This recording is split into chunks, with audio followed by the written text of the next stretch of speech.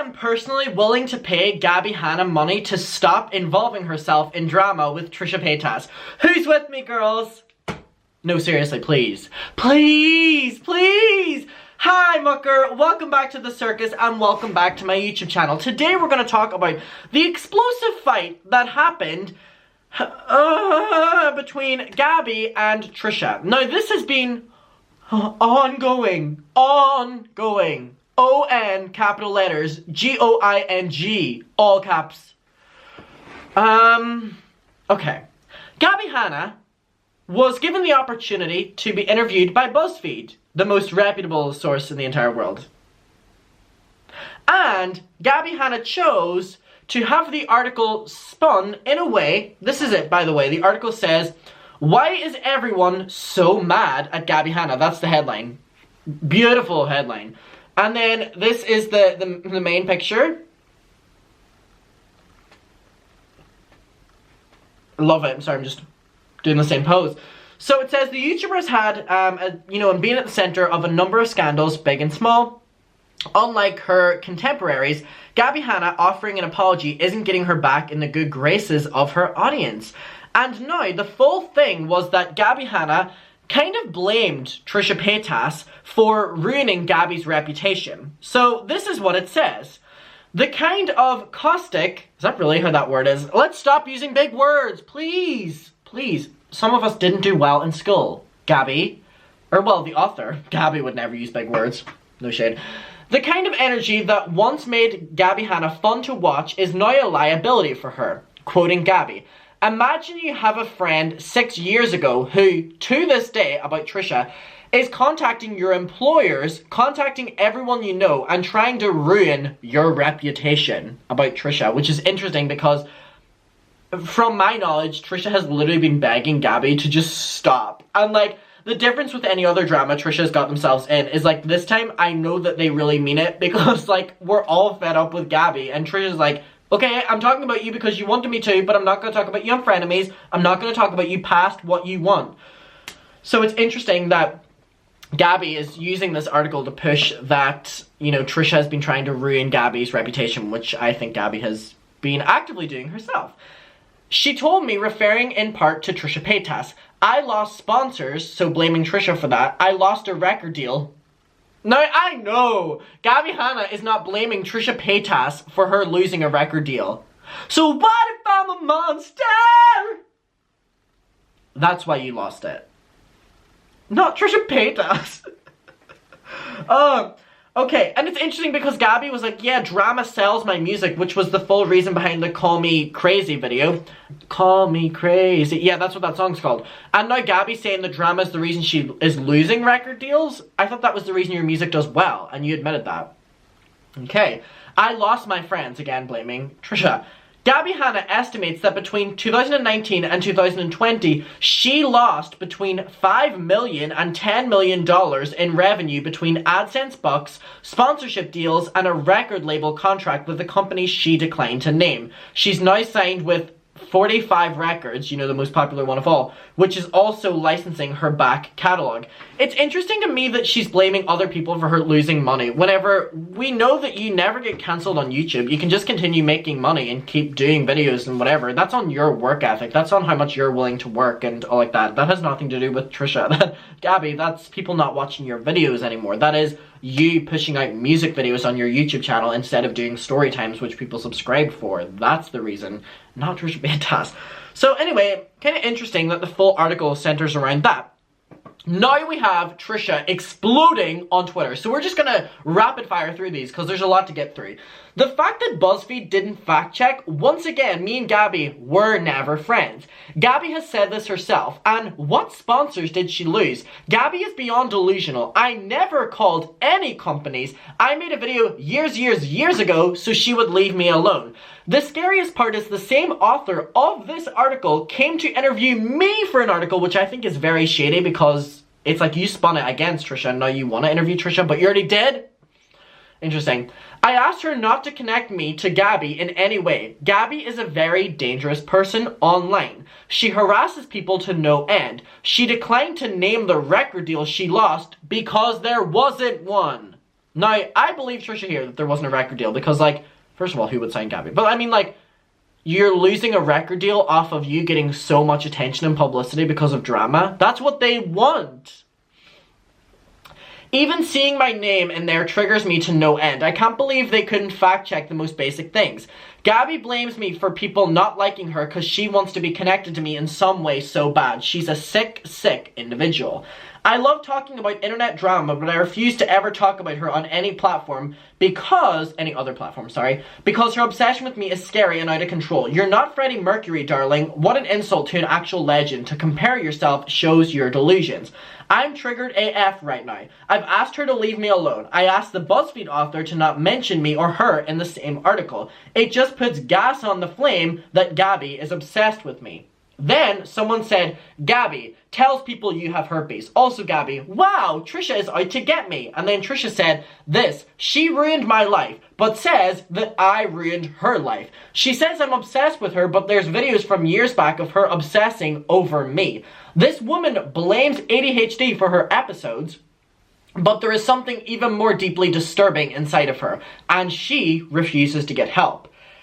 It continues. Gabbie wants me to keep mentioning her so desperately, and I'm only tweeting.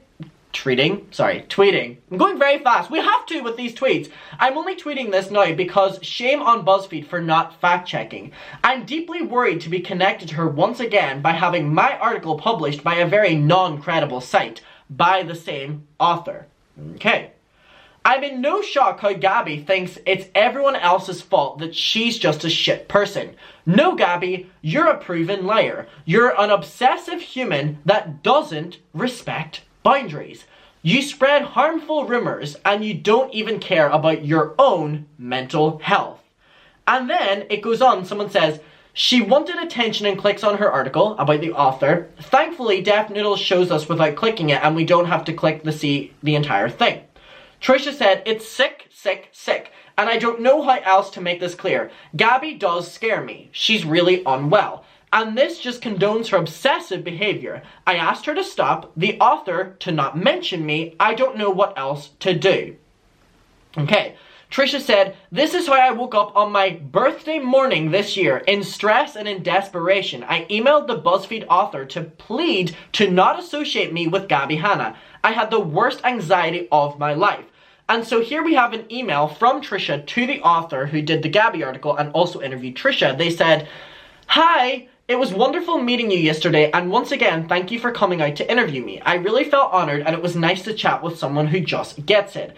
I just wanted to email this morning to ask that if my story is published, to please omit anything about Gabbie Hanna. While you believe her to be a troll, she really affected my mental health back in January when I did her podcast when she tried to convince me things happened when they absolutely did not. Triggered many schizophrenic episodes for me later on. Trauma dumped on me and then recently harassing me into thinking she's gonna expose me. I want zero association with her or her name ever again. She needs serious help and platforming her on any level is not something I want anything to do with. She recently went reckless driving on Instagram, which triggered many people, harassed my friend and continues to, threatens minors asking them for personal information. This is all true, by the way. She's not trolling, she's damaging a lot of people psychologically, and it's not okay. I really had an awful feeling after you left even talking about her. I'm all for internet drama if it's lighthearted and fun, but what she's doing is seriously damaging, harmful, and hurting other people intentionally. Trolling is hurting other people intentionally. Oh, Gabbie is. Okay, sorry. Took a second. Trolling is an excuse for a seriously disturbed individual. Again, if you choose to give her a voice, that's up to you. But for my own mental health, peace of mind, I asked to not be mentioned in any piece about her, and definitely not have her anywhere near my name. I hope you can understand and respect this. Thank you again, and always feel free to reach out to me, email or phone. Safe travels back to NYC. Thanks, Trish. So Trisha asked to not be mentioned in any articles to do with Gabbie, and that's what the author straight up did, and now Trisha does not want the article about Trisha in it because they know they're going to link it back to Gabbie. Then, Trisha responds to a guy called Daniel who said, how can Trisha have power over her sponsorships? Impossible. It doesn't work like that. Trisha responded, said, This delusion is really scary, and BuzzFeed platformed that with no fact-checking, which is true. They didn't confirm or deny with any of the sponsorships that she lost, so they didn't fact-check it. Then, someone called Natalie tweeted, and Trisha retweeted it. It said, keep in mind, BuzzFeed, who was once seen as the fun go-to company that was super LGBTQ2+ friendly, is now taking sides with someone who purposely will not use Trisha's correct pronouns. Look at the side of history that BuzzFeed wants to be on. Okay, and then Trisha said, the author responded and said, to protect my mental health, they would respect my wishes of not being associated with Gabbie, and asked if they, could, if I would decline to comment.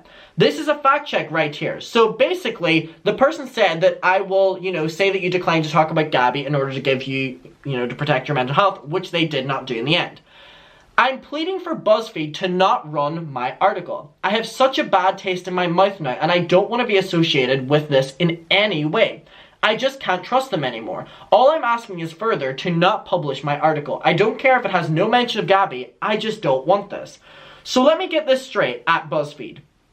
Gabbie Hanna lost sponsors because she told people I have herpes in 2017, and I made a video addressing that I don't? Make it make sense.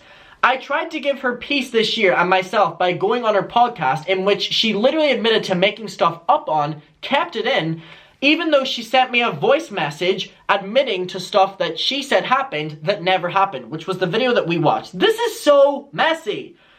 Oh my god. I'm so overwhelmed right now. This is insanity. I tweeted and texted with her before 2017 because she seemed nice. 2017, my BF at the time told me that he was scared to date me because Gabbie Hanna told him that I have herpes. That's when I started to think, this girl has issues. This is a lot. The only thing she has to talk about is me and other people she's been, getting into stuff with. The catch, me and Gabbie met twice, for a few minutes in 2016 and 2018. Like she said in BuzzFeed, we've been friends for 6 years. Where? She vlogged with everyone and anyone she's been around for 6 years. So where am I in that? My drama with Gabbie is her convincing the internet that we are friends and me asking her to leave her alone. That's it. There's nothing deeper. Her, yes we are friends. Me, no we're not. On her podcast, oh my god, this is like going on and on and on. On her podcast, she also asked if I considered myself friends with Ethan and Ela. And at the time in January, we didn't hang out a lot because of COVID, so I said we weren't really friends like that. To which Gabbie tried to convince me that, yes, you are friends with them. Gaslighting. I apologized if my niceness in texts and DMs were taken for more than that than what they were on the podcast. Like, what else can I say? But her telling me things that happened between us whenever they didn't, and her admitting in voice memos that they never happened, I just couldn't do it. It goes on. What's crazier is this, is that she told herself all of this. I can't think of one thing I ever did to Gabbie. She told people I have herpes, I didn't say anything about it for years, she interrogated everyone I hung out with so that I finally made a video to end her harassment to me. But she's the victim. This is all I got. Drama, or this is all she got, not what Trisha got. This is all she got. Drama she starts from years ago. This video has footage of her admitting she harassed a minor a few months ago because her delusional mind thought it was an adult harassing her.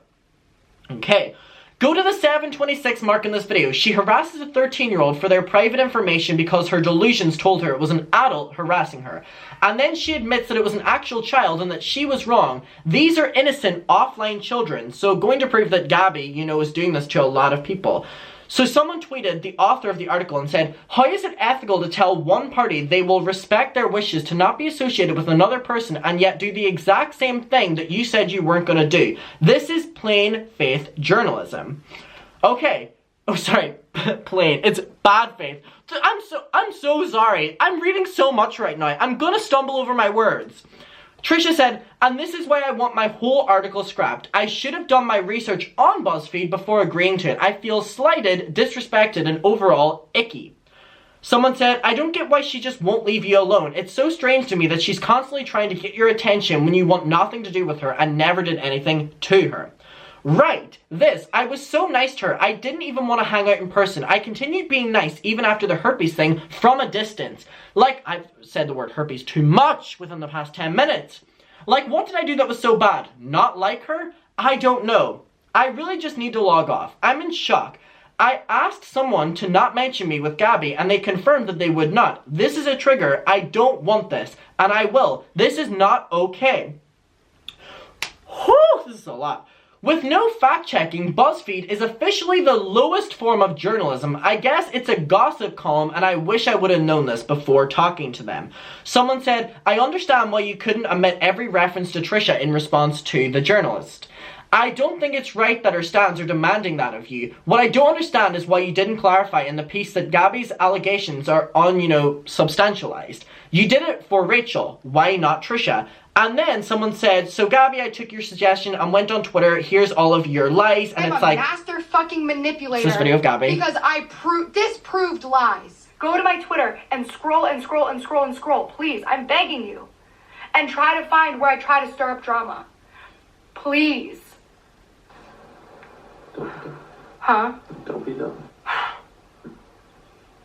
Her boyfriend telling her don't be dumb after she says that, and then someone literally makes an entire thread proving all the lies that she has done. So then we now have Trisha posting all of these videos of Gabbie saying that they love Trisha. So like, here we go. I'm Carly obsessed with Trisha Paytas. Like, that is our whole life. Yeah, I love We act like she's actually in our friend group. This jacket, Carly said she liked it. As soon as I walked in, guess why I bought it? It's Trisha fucking Paytas. It's in the haul video. So I mean, this is what we're dealing with here, and then that's it, finally. Then Trisha was tweeting about some other things today. Thank God that was a lot of tweets. This is so messy. Like, why is this drama continuing? Like, Gabbie had the amazing opportunity of finally a brand being interested in her and writing an article about her. And why does she have to say that she lost her popularity, millions upon millions, up to $10 million, friends, sponsorships, a record deal, all on Trisha? It's just not realistic. Oh my God. They're not the reason you lost that. Let me know what your opinion is on this. It's like insane. These are adults.